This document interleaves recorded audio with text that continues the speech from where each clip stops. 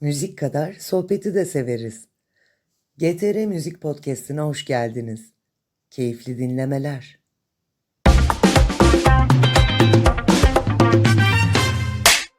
Sanki her tarafta var bir gün, en şerefli bugün.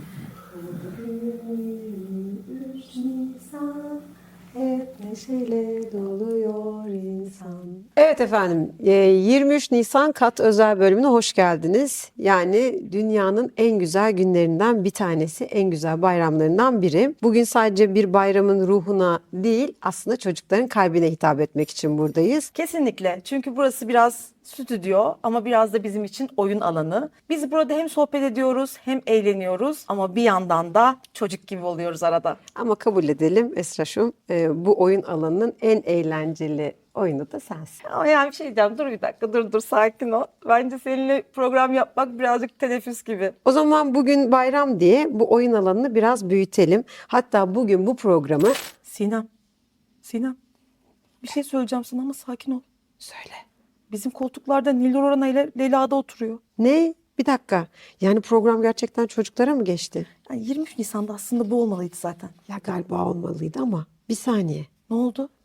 Şimdi biz oyundan mı atıldık? Merhaba, Kat'ın 23 Nisan için özel bölümüne hoş geldiniz. Bugün sizlere ben Leyla'da. Ve ben Niran'a eşlik edeceğiz. Bugünkü konuğumuz bir zamanlar televizyonun en tatlı cadısı olan, şimdiki ise oyunculara öğretmenlik yapan Merve Erdoğan Carim. Merhaba Merve, nasılsın? İyiyim. Siz nasılsınız? Sana birazcık sorular hazırladık. Böylece bizi izleyen arkadaşlarımız da seni bizim gibi yakından tanıyacak. Hazır Bir mısın? 75 tane falan. Az olmuş. Az olmuş. Çok az Bence de, olmuş. Ben dedim. Buyurun. Sen de tam bizim yaşlarımızdayken televizyondaydın. Herkesin tanıdığı bücür cadıydın. Peki o zamanlar hem setlere gidip hem de sokakta arkadaşların oynamaya nasıl vakit buluyordun? Çok vakit bulamıyordum aslında. Setin olmadığı günler hep sokaktaydım. Ben sanırım sokakta oyun oynamayan son böyle jenerasyon olabilirim herhalde. Bir de hep aynı okulda okuduğum için yani hep arkadaşlarım, mahalle arkadaşlarım, okulum hiç değişmedi. Okulda oynuyorduk, sokakta oynuyorduk, okula birlikte gidip geliyorduk. Çok vakit bulamıyordum her gün ama haftada 1-2 günde olsa setin olmadığı günler yapıyorduk bunları. Peki o sahneye tek başına mı gidiyordun? Ailenle mi birlikte gidiyordun? Genelde ailemle gidiyordum ama Bücürca'da çok uzun süren bir iş olduğu için artık bütün sette de hani aile gibi olmuştuk. Bir abimiz vardı hep beni eve alan bırakan. Artık bazen tek başıma da gittiğim geldiğim oluyordu. Gerçekten sihir yapabilseydin, burnunu kıvırıp tam şu anda bir sihir yapsaydın neyi değiştirirdin? Şöyle, Bücür Cadı'nın hikayesinde insanların kaderini değiştirmek yoktu sihir yaparak. Eğer kaderi değiştirme gibi bir gücüm olsaydı sihir yaparak, dünyadaki savaşları bitirmek isterdim. Tabii ki dünyada barış olsun isterdim. Ama yine Bücür Cadı'daki gibi kader değiştiremiyorsam görünmez olmak isterdim muhtemelen. Görünmez olmak. Herkesin yanına sızmak Çizgi filmlerde isterdim. falan hep şey diyorlar ya mesela. Sana bir soru sorulduğunda bir yere gittiğinde dünya barışı, dünya barışı. Ne yapalım? En çok onu istiyoruz. Evet, herkes Yani öyle dünyada istiyor. barış olsun ki herkes mutlu olsun, bütün çocuklar mutlu olsun. Çünkü en çok zararı çocuklar görüyor. Dolayısıyla böyle bir gücüm olsaydı tabii ki önce barış olsun isterdim. Peki şu anda oyunculuk yapmasaydın veya oyuncu öğretmenliği yapmasaydın ne iş yapıyor olurdun? Yani sanırım kendi kararımı çocuk yaşta vermiş olmasaydım belki babamın etkisiyle polis olmuş olabilirim. Çünkü benim babam polis. Yani artık emekli polis. Ama o zamanlar çok demişti polis koleji okumamı. Bir fikrim olmasaydı... Polis koleji diye bir şey mi var ya? Tabii polis koleji okuyorsun, oradan işte artık ilerliyorsun. Herhalde polis olmuş olurdum diye düşünüyorum. Peki eğer şu an televizyonun içine atlayıp, istediğin bir çizgi filmin içine atlayıp hangi çizgi filmin içine atlamak isterdin? Benim çok çizgi film şeyim yok, kültürüm yok açıkçası. Yani bir Tom ve Jerry çok izlerdim. Bir okula giderken Casper izlerdim. Küçükken en çok sevdiğim çizgi film Casper'dı. Şimdi Zehra ile biraz kızımla çizgi film kültürüm gelişmeye Ama çizgi başlıyor. filmden bahsettiğimiz şey illa hani çizim olması da gerek yok. Yani senin oynadığın Bücür Cadı gibi bir şey de olabilir. Mesela atıyorum eskiden olan bir film gibi, yani çizgi film gibi olabilir. Mesela neydi? Far Koca Ayı ve Maşa ve Maşa ve Koca Ayı. Koca Maşa Ayı ve gibi. Koca Ayı olabilir. Cocomelon olabilir. En çok evde izlenen şeyler. Ama Maşa ve Koca Ayı eğlenceli. Ona girebilirdim yani. o ayıyla ve maşayla güzel, tatlı, yorucu bir gün geçirirdik herhalde. Çok güzel. Hiç sahnede ya da günlük hayatında heyecanlanıp söyleyeceğin şeyi unuttuğun veya uydurduğun bir şey oldu mu? Ve çok insanlar oldu. sana...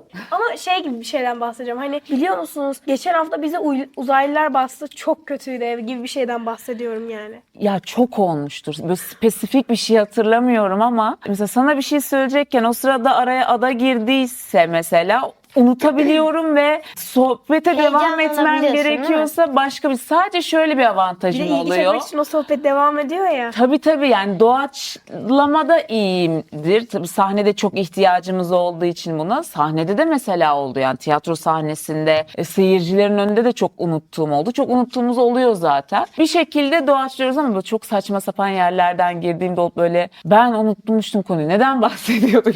Çok saçma bir şey anlatıyorum galiba şu anda dediğim çok oluyor Ama hala. hiç hatırladığın yok mu yani şu ana kadar? Ya valla spesifik yok.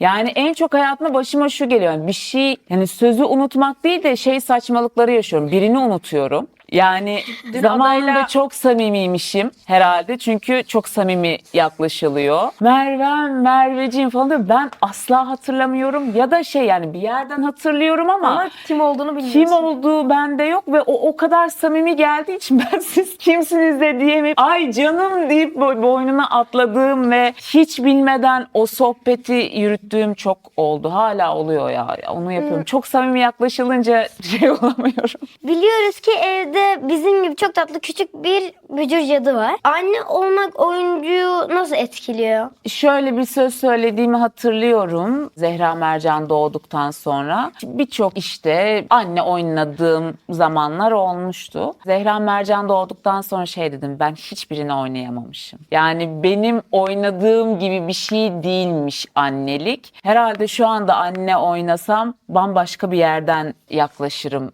demiştim. Yani oyunculuk olarak beni daha tabii ki hayatınıza yepyeni bir şey girdiği için başka perspektiflerden de bakmanızı sağlıyor aslında. Peki artık bir karakter oynarken ona daha mı farklı bakıyorsun yani? Ebeveynlikle ilişkili bir karaktere evet. Yani çünkü artık hayatıma öyle bir durum girdi. Gerçekten ne olduğunu biliyorsun. Gerçekten ne olduğunu biliyorum. Öncesinde tabii ki yani bir anneyi oynamak için illa anne olmanıza gerek yok. Ama artık birebir bildiğin ve yaşadığın bir duygu olduğu için bambaşka katmanlardan inceleyebiliyorum. Bir anne oynadığım zaman ya da bir öğrencimi bir anne rolüne çalıştırdığım zaman daha değişik örnekler verip onun o duyguya girmesini, o karakteri anlamasını daha konforlu bir yerden sağlıyorum. Zehra'nın da böyle bir oyunculuk olsun, bücür cadı olsun ki kendisi çok benziyor olarak. Oynamasını hiç düşündün mü? Hani böyle bir şey olsun, bir çocuk kursu gibi bir şey olsun. Düşündünüz mü hiç böyle bir şey? Kurs evet olabilir yani. Zaten kreşe gidiyor şu anda. İşte oyun gruplarına, öğretmenini tanıdığım iyi drama kurslarına evet tabii ki çok sıcak bakıyorum. Fakat çocuk oyuncu olmasını istemiyorum. Evet. Şöyle istemiyorum. Bizim zamanımızda bu kadar çok ne sosyal medya vardı, bu kadar ulaşılabilir değildin hiçbir şekilde. Ben Zehra Mercan'ın öyle yani doğum günleri dışında paylaşılan hikayeleri post etmek dışında çok fotoğrafını da paylaşmam. Yani Instagram profilimde yoktur. Gerek yok. Kendisi kendi kararlarını almaya başladığında Bir de eğer meraklı olursa tabii ki her şekilde desteklerim. şimdiye kadar aldığın en komik ya da bu ne ya böyle dediğin bir hediyen var mı? Böyle hediye mi olur ya yani? Hani dediğin Almıştır da kendimi çok ayıpladığım için onu hani söyleyip içimden Söyle. hemen unutmuş olabilirim. Bu ne ya dediğim bir hediye. ya da böyle hediye mi aldın? Nasıl ne yaptın da böyle bir şey yaptın dediğin bir şey oldu mu? Hiç hatırlamıyorum Niloş. Bir de ayıp da olur ya böyle bir şeyi birine söylemek. Yani şöyle bir şey olmuştu. Canım ince düşünceli romantik eşim. Para çekmişler herhalde tam hatırlamıyorum. Böyle çok sever böyle cebinde para varsa böyle eve gelip işte Zehra'ya bu senin harçlığın Merveciğim gel bakalım bu da sana. Hani ne kadar varsa bize ona dağıtmayı çok sever. Mert'in bütün parasını Zehra aldı. Öyle cebinde de bir 200 lira mı 300 lira mı ne para kaldı dedi ki bu da dedi sana harçlık böyle tatlı tatlı şeyleri vardır Mert'in. Biz de dışarı çıktık sonra. Arabadayken işte böyle yolda gül satan teyzelerimiz, abilerimiz oluyor ya. İşte cama vurdu. Mert dedi ki ya dedi nakit var mı üstündeydi? Hani alalım dedi, havada soğuktu. Ben dedi Mert'in verdiği o nakit para vardı. Verdim. Aldı gülü. Al bak dedi iyisin dedi. Sen dedi çiçek aldın dedi. Bana verdiğin parayla dedim aldın ya bu çiçeği. Bir de şey vardır Mert'te mesela bayramlarda şeyi çok sever, el öptürmeyi. İşte o adeti de Zehra'ya da öğretmek için hadi bakalım bayram hani büyüklerimizin elini öpüyoruz falan. Böyle bir gün önceden para çeker bize böyle harçlık verir. O harçlık olgusunda böyle Zehra'ya şey yapmak için. Mert asla nakit para taşımadığı için bayramda da dışarı çıkarız yani büyüklerimizi ziyarete ve çocuklar oluyor hep sokakta. Bize verdiği bütün parayı nakit var mı, para var mı cebinizde değil.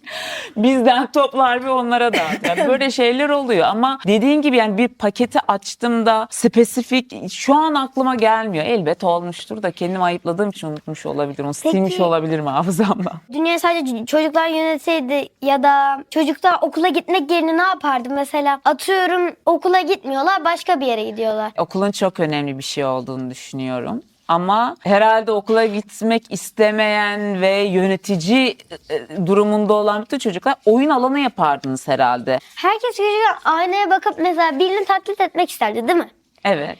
Mesela atıyorum bir kişi bir aynaya geçti. Ben şunu taklit ediyorum, böyle danslar falan yapıyor. Sen kimi taklit etmek isterdim mesela? Çocukken mi? Evet, çocukken. Ben çocukken spesifik birini taklit etmiyordum ama şeyi çok yapıyordum. Mesela izlediğim dizilerde işte mesela bir dizi izleniyor. Orada beğendiğim sahneleri ya da işte bana o güzel gelen kızları o zaman o çocuk aklımla aynanın karşısına geçip böyle onların o repliklerini, o sahnelerini sanki ben oynuyormuşum gibi diziyi izleyip aynaya geçip onları taklit ediyordum. Bugün 23 Nisan Ulusal Egemenlik ve Çocuk Bayramı. Arkadaşlarımıza bir şey söylemek ister misin bununla alakalı? Bence dünyanın en güzel günü. Dünyanın da en güzel bayramı. 23 Nisan'da özellikle çocuklar için bir sürü kutlamalar yapılıyor. Onlar için bu güzellikler rutinde olmalı. Umarım her çocuk çok eğleneceği, geçmişine dönüp baktığında güzel hatırlayacağı çocukluklar geçirir. Çünkü hepsi bunu hak ediyor diye düşünüyorum. Okuldan sıkılıyor olabilirsiniz ama okumak çok önemli bir şey. Okulunuzu aksatmayın çocuklar. Ya umarım çok güzel geçer. Hem bu günleri hem ileriye baktığında dünleri çok güzel geçmiş olur. Bence dünyanın en değerli varlıkları çocuklar. Çünkü onlar mutlu büyüdüğünde, onlar güzel yetiştiğinde işte dünya zaten otomatik olarak çok güzel bir yer oluyor. Çünkü mutlu çocukluk mutlu yetişkinliği getiriyor. İyi eğitim almış çocuklar, hayatta nerede duracağını bilen, hayatta bir duruşu olan, kendi gerçekliğini gerçekleştirebilen bireyler haline dönüşüyor. Güzel çocuklukların yaşandığı bir dünya temenni ediyorum. Bugün Bugünden. bizimle birlikte olduğun için sana çok teşekkür ediyoruz. Ben teşekkür ediyorum bu güzel güne beni çağırdığınız için. Ne demek? Buraya geldiğin için çok teşekkür ederiz. Ben teşekkür ederim. Şimdiki konuğumuz parmaklarıyla harikalar yaratan İpek Nisa Göker. Hoş geldin İpek, nasılsın? Hoş buldum. İyiyim. Teşekkürler. Siz nasılsınız? Biz de iyiyiz, teşekkür ederiz. Sana çok eğlenceli sorular hazırladık. Böylece bizi izleyen arkadaşlarımız da seni bizim gibi yakından tanıyacak. Hazırsan hemen başlayalım. Tamam. İpek, kocaman sahnelerde dev gibi piyanoların başına geçtiğini tam olarak ne hissediyorsun? Heyecanın ellerin titrediği oluyor mu? Sahneye çıktığımda kendimi coşkulu, gururlu hissediyorum. Kalbim küt küt atıyor gerçekten. O seyirciyle kurulan bağ, o konuşmalar benim çok hoşuma gidiyor doğrusu. Eseri çalarken, piyanoya oturduğumda başka dünyalara dalıyorum. Sahneye çıkmak benim için çok eğlenceli bir şey. Çok mutlu oluyorum, motive oluyorum. Piyano çalarken ellerimin titrediği, o kadar heyecan yapmıyorum. Stres gibi değil ama içimde çok coşku oluyor. Bir konser esnasında sahneye bir uzaylı inse ne yaparsın ve hangi şarkıyı söylemek istersin? İlk başta meraklanırım. Memnun karşılarım aslında. Onun söylediklerini anlamaya çalışırım. Ben de bir şeyler dururum. Sonra ona belki doğaçlama bir melodi yapabilirim. Onun melodisini söyleyebilirim, çalabilirim. Ona bir beste yapabilirim. Eğlenceli olurdu bence. Yani hayalperest bir sahne olurdu. Seni en rahatlatan nota hangisi? Ve notaların ismini sen verseydin adların hepsi ne olurdu? Beni en rahatlatan nota C notası. C'nin frekansı beni rahatlatıyor. Notaların isimlerini versem. Belki tek eceli isimler olmayabilirdi. Mesela kendi eserlerime karakterist isimler koymuştum. Bayloran, Bayan Krempip gibi onların isimlerini verebilirdim belki. Mesela Doğu'ya Bayloran diyebilirdim çünkü bu eserim Do notasıyla başlıyor. Re'ye Elif Stirolla, Mi'ye Elipeyki, Fa'ya Kloria, Sol'e Kardelen ismini verirdim. Sol bana çiçekleri anımsatıyor. Kardelen diye de bir eserim var. La'ya da Yıldız Tozu'nun yıldızını verirdim isim olarak. Yıldız olurdu isim bence. Si'nin ismi de, ona da bir isim uyduralım. Salendi. Şu an aklıma geldi. Videolarda bazen meyveler, eşyalar ya da farklı nesnelere dokunup onlara müzik yaptığını gördük. Sanki dünyadaki her şey sana bir notaymış gibi geliyor. Bunu gerçekten nasıl yapabiliyorsun? Şöyle, aslında bu özelliği sinestezi adı veriliyor. Bunu yaşayan kişilere de sinestet deniyor. Sizlere kısaca şöyle anlatayım. Bu bir çoklu duyu karışıklığı anlamına geliyor. Yani dokunduğum bir şeyden melodisini ve tadını hissedebiliyorum, algılayabiliyorum. Yani şu an bu sandalyenin bile melodisi var ve tadı var. Mesela şu an sandalyeden kurabiye tadı alıyorum. Yani aslında bu gerçekten eğlenceli oluyor. Ben de bilmiyorum nasıl olduğunu. Ama mesela bestelerimde ilham almamı sağlıyor. Yani işime yarıyor açıkçası. Upuzun ve yepyeni bir parçayı öğrenmeye çalışırken çok zorlandın. Bunu asla çalamayacağım dediğin o zorlu anlarda pes etmeyi nasıl başarıyorsun? Pes etmemeyi. Şöyle, yani evet, bazen zorlandığım olabiliyor. Duyduğum böyle karmaşık parçalarda acaba bunu nasıl yapabilirim dediğim oluyor. Ama kendime güveniyorum aslında bunu yaparken pes etmemek için. Derin nefes alıyorum ve parça parça durdura yavaş yavaş algılıyorum. Yani o an bir acelem olmadığını fark ediyorum. Rahatlayıp o şekilde devam ediyorum. Piyanoyu Teşekkürler. çok tuhaf yerlere taşımaya şansın olsaydı bulutların üzerinde mi konser vermek isterdin yoksa denizin altında balıklarla mı? Çok değişik bir soru. Konserimi bulutların üstünde vermek isterdim ben. Yani o piyanonun o hafifliği içerisinde, o bulutların hafifliği içerisinde çalmak isterdim. Sakin olurdu ve evrenin tepesindeyiz. Yıldızlar, güneş bizi yüksekten duyabilir. Yani bu gerçekten enteresan bir deneyim olurdu bence. Tabii pek mümkün olduğu söylenemez. Senin gibi bir enstrüman çalmak isteyen ama çok zor, yapamam diye korkan küçük arkadaşlarımıza buradan ne söylemek istersin?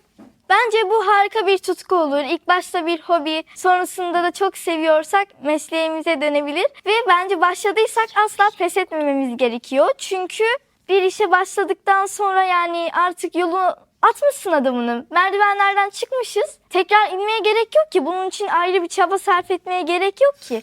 Yani eğer ilk başta severek yaptığımızı fark ettiysek zorlandığımız noktada pes etmemeliyiz bence. Çünkü o zorlandığımız noktada bizim için bir tecrübe olur. Piyano çalmayı çok sevdiğini biliyoruz. Peki evde müzik yaptığın zamanlarda en sevdiğin, oynamaya doyamadığın oyun hangisi? Doğaçlama, kafamı dağıtmak, bir şeyler üretmek. Şarkı sözü olsun ya da sözsüz de olabilir. Direkt tasara böyle elimi havaya kaldırıp bir tuşa basıp o tuşun üzerinden beste yapmak çok eğlenceli oluyor. Sen piyano çaldığında ya da güzel bir müzik dinlediğinde içimizi kocaman bir huzur kaplıyor. Sence müziğin içinde bizi böyle hissettiren o gizli şey ne? Müzik bence sanatın içerisindeki enteresan dallardan bir tanesi. Çeşitli frekanslarla insanları etkileyen bir dal bence. Ve bu frekansların içerisinde de bence bir enerji bütünlüğü var. Ve bizim yarattığımız bu frekanslardan da dev bir enerji oluşuyor. Kimi insana iyi geliyor, kimi insana iyi gelmeyebiliyor bence. Benim düşüncem bu şekilde. Bugün 23 Nisan Ulusal Egemenlik ve Çocuk Bayramı. Burada bizi izleyen bütün çocuklara ne mesaj vermek istersin? Hepimizin bayramı kutlu olsun. Sizin de bayramınız kutlu olsun. Senin de bayramın kutlu olsun. Teşekkürler. 23 Nisan aslında geleceğin sahiplerine verilmiş bir motivasyon günü bence. Büyüklerin biraz daha kenara çekildiği, çocukların daha ön plana çıktığı bir gün bence. 23 Nisan bol bol eğlenelim, sarılalım, kucaklaşalım. Yani sadece bizim ülkenin değil dünyanın bayramı. Hep beraber iç içe olalım ve bugünü keyifli yaşayalım. Evet İpek, bu özel gün için çok uzaklardan gelip bizimle beraber olduğun için çok teşekkür ederiz. Evet, çok Ya teşekkür asıl ederiz. ben teşekkür ederim. Beni buraya davet ettiğiniz için çok mutlu oldum ve çok eğlendim. Ne demek? Şimdi sıradaki konuğumuz şarkılarını çok sevdiğimiz Gökhan Türkmen. Gökhan hoş geldin, nasılsın? İyi canım sen? Çok acayip geliyor böyle. Bana da. Sana mı bana mı? Sana Evet. birkaç soru soracağız. Sor Böylece bakalım. seni bizim gibi bir sürü arkadaşımıza tanımış olacak. Bir sabah uyandın, dünyada kimse olmadığını fark ediyorsun ve her şeyi yapabiliyorsun. İlk ne yapardın? İlk bir oh derdim. Oh be. İlk ne Ama yapardım? kimse yok yani. Kimse Tek yok. sen varsın. Hemen işte böyle yiyecek, içecek nereden ne bulabilirim ona bakardım herhalde. Yani Marketten. hani belli ki post apokaliptik bir evrende uyandım herhalde. Değil mi? Hiçbir şey yok yani. Evet. Hayır, Dünyada her- hiç kimse yok. Dünyada Tamam işte. insan yok. Tamam işte insan yok. Yemek bilmem ne var ama insan yok. Tamam işte insan olmayınca bir hani ne oluyor bir dünyanın sonu geldi diye bir tribe girip yani sonraki hayatımda yarın öbür gün ne yapacağım diye düşünüp büyük ihtimal hani yemek yiyecek ne var ne yok nerede ne var ona bakardım herhalde. Dünyanın sonu geldi. Aklıma şarkı geldi şu anda. Hangi şarkı? Dünyanın sonu geldi. Buzullar buzullar. Her yer dolu buz gibi. Buz gibi buzullar. Güzelmiş. Böyle işte. Peki soğuk bir yere mi uyandım sıcak bir yere mi? O da önemli. Onu hiç bilmiyorum. Şu anda hayat masası aynı şekilde. Sadece Aynen, insanlar anladım. yok. Okuduğun ya da dinlediğin, seni en çok etkileyen çocuk masalı hangisi? Kül Kedisi güzel ya. Okudun mu? Okudum tabii ki. Bir ara sürekli okuyordum evet sayenizde. Biz evde birazcık ses yapınca hep sessiz olur deniyor. Evet. Ama biz Hep ama yani sese bağlı bu nasıl ses ama çıkar. sizin kesin. Pardon özür dilerim. Ama siz stüdyo, davul, gitar, mikrofon derken bayağı gürültü yapıyorsunuz. O yakışık kalmamış ama olsun. Evet. Üstüne bir de alkış alıyorsunuz. Bu haksızlık değil mi? Ama biz şimdi bir şeyi düzgün bir şekilde insanlara sunuyoruz. Onun adı da gürültü değil konser deniyor. Biz de evde oyun oynuyoruz. Tamam Biz de oyun ama şimdi oyun oynadığınız zaman çıkan ses rahatsız edici bir ses olabilir. O rahatsız edici ses yüzünden sessiz olun deniyor baktığınız zaman. Güzel bir soru güzel yaklaşmışsınız ama lütfen bizim yaptığımız şeyle gürültü de herkes birbirine güzel güzel vallahi tamam. yapalım, Yok o gürültü var işte bir de hani sanat adı altında yapılan müzik mesela sizin de dinlediğiniz yatarken dinlediğiniz mesela müzik gürültü olsa uyuyamazsınız değil mi? Evet. O yüzden biz gürültü yapmıyoruz. ama Ben de aynısını söyledim Ama- Berfin. ama siz ikiniz şarkı söyleyin. Ben de nasıl uyuyorum? Evet işte demek ki gürültü değil işte o. Gürültü. Müzik yapıyoruz. Ama şimdi davullu mavullu bir şey yaptığın zaman da o da bir şarkının içerisinde olduğu zaman bunu güzel duyurduğun zaman uyuyabiliyorsun. Okey. Lütfen ama yani. Evet ikna oldun mu ama Değil bak mi bana belki? öyle Oldum. trip atarmış gibi okey falan değil mi? Bütün uzun şarkı sözleri nasıl aklını tutuyorsun? Tutamıyorum. Biliyorum işte ben de onu diyecektim de. Tanımıyorum ben seni şu anda. Ha, Biz pardon. daha çarpım tablosunu zor ezberliyoruz. Hiç unutunca arada şarkıyı uydurduğun olmuyor mu? Uydurduğum oluyor. Bazen saçma sapan kelimeler de çıktı oluyor. Geçen gün ezberimeyi söylerken bir böyle saçmaladım. Biraz sözleri karıştıran bir insanım ben. Ama yani Böyle bir anın var mı? Bir de Ya sen onu bana unuttuğun, sor. önemli Ben bir her şey şeyi unutuyorum. Bir anın var mı? yani her şeyi unuttuğum yok. Önümde Hayır, önemli bir şeyde hani önemli bir anda hiçbir şey hatırlamadığın bir an var mı? oluyor bazen evet. Yani çok yoğunluktan mı, yaşlılıktan mı artık bilmiyorum ama bazen böyle aklım bir duruyor yani. Hani isim unuttuğum oluyor. Normal bence bu artık. Sahnede- B12 alıyoruz o yüzden biz yaşlılar. Ben de alıyorum. B12 almıyorsun sen. Ne Ya alıyorsun? alıyorum anneme sor. Annem ver. Sahneye çıkarken bazen çok havalı ceketler giyiyorsun. Hmm. Onları sen mi seçiyorsun yoksa bugün parlamak istiyorum deyip günleri mi seçiyorsun? Yani parlamak istediğim günler oluyor ama genelde ben seçiyorum ama Arin Umut diye bir stil danışmanım var. Çok sevgili, çok çalışkan, çok değerli bir stil danışmanım. Çok seviyorum kendisini. Onunla beraber çalışıyoruz aslında. Böyle büyük konserlere onunla oturup çalışıyoruz. Ne giyelim, ne yapalım, nasıl bir stil belirleyelim diye. O da sağ olsun kendisi aynı zamanda terzi de olduğu için bazı şeyleri dikebiliyor. İstediğimiz şeyleri biliyorsun sen. Onu ben asistanlığında yapmışlığım var. Terzi olduğunu bilmiyordum. Yani dikiş de biliyor, terzilik de yapıyor bence. Hani o bakımdan da bence iyi bir artısı o yönde onun. Her stil danışmanı bir şey dikemiyor çünkü. Onunla beraber seçiyoruz çoğu şeyi. Onun dışında kendim de seçtiğim oluyor bazı konserlerde. Onunla çalışmadan da yaptığım oluyor. Parlamak istediğim zamanlar da oluyor. Gün içinde de parlamak istediğim zamanlar oluyor mesela. Size karşı da parlamak istediğim zamanlar olur. Peki. Sizin oluyor mu parlamak istediğiniz zamanlar? Tabii ki de. Görüyorsanız Evet çok parlıyorsunuz şu an çok güzelsiniz. Allah razı olsun. Bunun bir yakınınıza Bunu yakınınızdan duymuşsunuz belki, çok yakın birinden. Bütün sebzeler ses yarışmasına katılsaydı hangisi birinci olurdu? Bütün sebzeler. Evet. Bunu belki birinden Ses yarışması. Yok hiç duymadım. Kimden duyacağım? Ha, yok vallahi hiç duymadım. Sen sormuş muydun bana böyle bir şey? Kapya biber geldi aklıma. Böyle bir kırmızı ya. Böyle hani sanki böyle sahneye de yakışır. Sesi de güzel olurmuş gibi geldi. Böyle koparttığın zaman da tok bir sesi var ya onun böyle uk diye. O yüzden Acıksın galiba. acıkmadım aslında. Bence kapya biber. Sen ne düşünüyorsun? Kırmızı biber.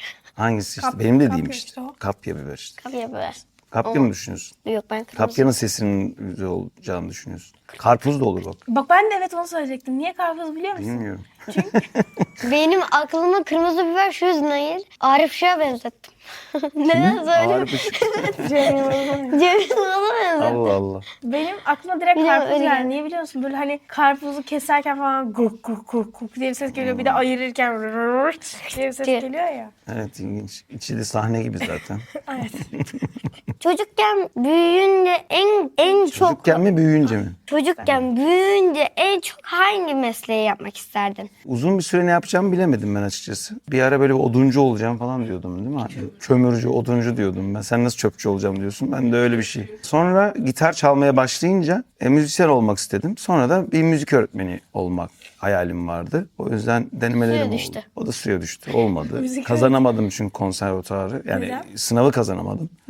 Şu an nasıl? Heyecandan kazanamadım. Şu an nasıl müzisyensin? Müzik öğretmeni olmak başka bir şey. Ben müzik öğretmeni sınavlarını kazanamadım. Yani müzik öğretmenliği bölümüne girmek için bir sınava giriyorsun. O sınavı kazanamadım. Yedeklere Neden kaldım. kazanamadın? Heyecanlandım biraz. Bir de çok çalışmamıştım. Yani heyecan Eğitim çok bahane. önemli.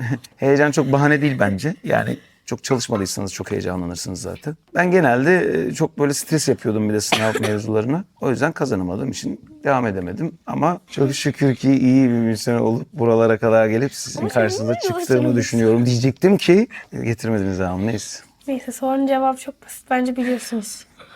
Anladık. Çok kalabalık bir konser mi daha eğlenceli yoksa bizimle gidilen dondurmalı bir park mı? Doğru cevabı bildiğinizi düşünüyorum. Yani dondurmalı park. Ama orada da biraz insan da olsa iyi olur. Dondurmalı park tabii Çok ki. kalabalık. Sizde her yerden daha güzel. Bugün 23 Nisan Ödüm koptu. korktum bir anda ya. Bugün 23 Nisan Ulusal Egemenlik Çocuk Bayramı. Kendin içinde o küçük çocuğu bugün ne söylemek isterdin? Hiçbir şey anlamadım dedi. Ya anlatıyorum. Kendin söylediğin çocuk içindeki... Bir daha söyle. Kendi içindeki o küçük çocuğa Ha, o ne küçük söylemek çocuğa. istersin bugün? Çocuğum. Hep çocuk kal. Yani ne diyeyim hani yaşama sevinci olan bir insan olduğumu düşünüyorum. Bu da birazcık böyle oyun seven, çocukluk hikayeleriyle kendini hani bu noktaya getirmiş bir insan olarak ondan vazgeçmemeyi söylerdim. Sizinle olan enerjim ne kadar yüksekse o zaman da o kadar yüksekti. Hala da öyle olduğunu düşünüyorum. Değil mi? Bitti mi? O yüzden de içimdeki çocuğa enerjini hiçbir zaman Harcamamalısın. harcamamalısın. Hayır öğretmenim. Buradan arkadaşlarımıza söylemek istediğim bir şey var mı? Arkadaşlarımıza. 23 Nisan çocuklarına mı? 23 Nisan 23 Nisan çocuğu diye bir şey yok. Çocuk. Yok velileri söyle. 23 Nisan gerçekten çok güzel bir gün. Vallahi çok güzel bir gün. bilmiyorduk. Atatürk'ün çocuklara hediye ettiği harika bir gün. Bence bu günü en mutlu şekilde, en keyifli şekilde geçirmeliyiz. Özellikle çocuklar bugünün değerini bilmeli. İleride de çocuklarına aktarmalı. O yüzden de İpek'in de dediği gibi herkes birbirine sarılmalı, kucaklaşmalı ve mutlu olmalı diye düşünüyorum. Bütün çocukları seviyoruz. Bütün çocuklar değerli, sizin gibi. Onları seviyoruz. Teşekkür ederiz. Keşke 23 Nisanlar daha çok olsa da bütün günler çocukların olsa mesela değil mi? Evet. Ya bir gün daha, 2 gün daha olsa mesela ne güzel olurmuş 23 Nisan. Ne bileyim işte Ben o zaman hiç okula 24 Her gün olsun. Aralık. İşte Bunu aslında birine daha sorduk ama bir kere daha söyleyeceğim. Çünkü dünyayı çocuklar yönetseydi dünya nasıl bir yer olurdu? Dünya Çocuklar Günü olmasaydı. Hayır, Dünyayı çocuklar yönetseydi. Yönetseydi. Biraz eğlenceli olurdu yani herhalde. Güzel olurdu da Biraz bir kontrol de gerekirdi. Biraz hani Kaç yaş çocuk önemli olan şimdi yani yaş da önemli. Yani mesela yönetmek başka bir şey ama yani çocukların mutlaka fikirleri alınacak şekilde yönetilmeli bence zaten. Mesela bu daha gerçekçi bir şey. Yani çocuklar yönetmesi ütopik bir durum tabii ki. Ama çocuklara danışılarak bir şeyler yapılıyor olması bence her zaman olabilecek ve mümkün olan bir şey. Ya biz nasıl mesela bir şey yaptığımız zaman sizin her zaman fikrinizi alıyoruz? Değil mi? Öyle. Değil mi? Almıyor muyuz? Alıyoruz. alıyorsun. Onun gibi yani. Bugün bize vakit ayırdığın için ve buraya geldiğin için çok teşekkür ederiz. Teşekkür ederiz. Ben teşekkür ederim. Sizi yerim. Sizinle gurur duyuyorum. İyi ki varsınız. Tüm Çocukların Ulusal Egemenlik ve Çocuk Bayramı kutlu olsun. Program bitti mi? bitti galiba. Yani yerimize Ne oluyor ya? Pardon. Çok teşekkür ederiz Gökhan Bey. Teşekkür ederiz. Ne oldu ya? Ne oluyor? Ulusal Egemenlik Çocuk Bayramı sebebiyle Ama yerimize hayır aldınız. olmaz. 23 Nisan bitti. Hayır olmaz. Ama bugün bizim günümüz. Olmaz. Bence bir gün daha olur.